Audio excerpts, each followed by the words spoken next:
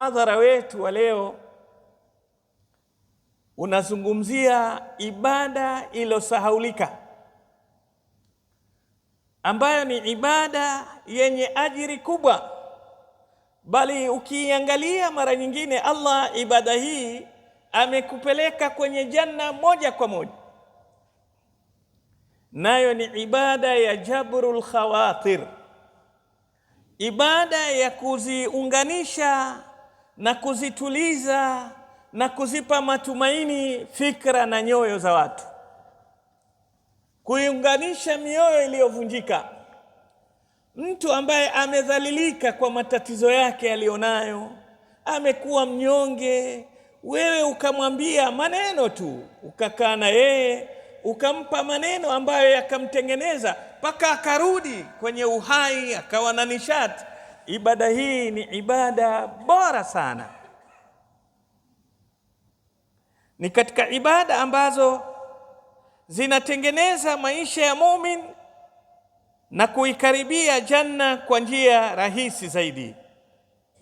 Angalia Qur'an, Allah tabaraka wa taala sema falaqtahamal aqaba wama adraka mal aqaba fakku raqaba au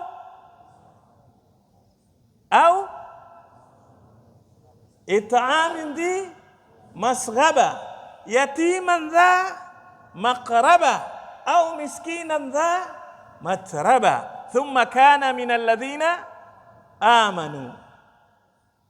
Subhanallah. Ibada hii unaonyeshwa hapa kwamba kuifanya hii ibada, madamu wewe ni mumin, hujaambiwa itatengeneza imani yako, utapata malipo makubwa. Hapana. Allah asema falaqtahamal aqaba. Katika tafsiri za Kiswahili nimeipenda tafsiri yenye lugha ya Kiunguja, Sheikh Abdullah Saleh Al-Farisi amefasiri neno ambalo wengi kwetu litakuwa ni geni. Asema, kwa nini hukwei mlima? Shekhe, kukwea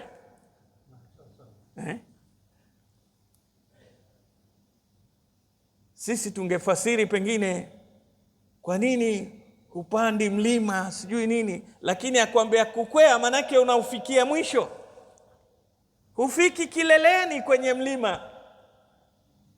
Wama adraka mal aqaba, mlima huu ni nini?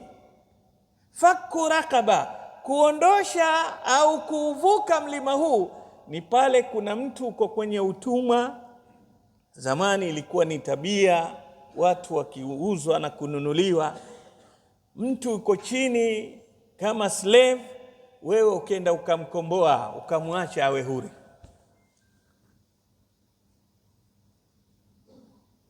Sasa asema Allah, kwa nini uchelewe kuingia janna kwa kutokuvuka mlima huu? Ni kizingiti gani kinachokukataza na kuingia janna? Kama kuna mtumwa ukamwacha huru, wewe uko ndani ya janna. Leo hatuna watumwa, lakini kuna watu wako chini ya utumwa, amezidiwa na madeni.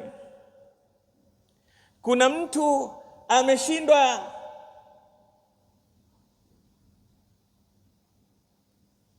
kijana amesoma vizuri, amepita vizuri, amepata nafasi ya chuo kikuu, lakini ameshindwa kuipata elimu kwa sababu hana nini? Huyu yuko kwenye utumwa wa ujinga, kwa sababu utumwa wa ufukara, wa umaskini. Kuna mwingine yuko gerezani kwa ajili ya deni. Kuna mwingine yuko hali ile kwa hali ile. Hizi zote ni katika vitu ambavyo vimfanya mtu awe mnyonge. Sasa wewe ukiweza kumtoa kwenye unyonge huu, wewe umeukwea mlima na umeshukia ndani ya janna.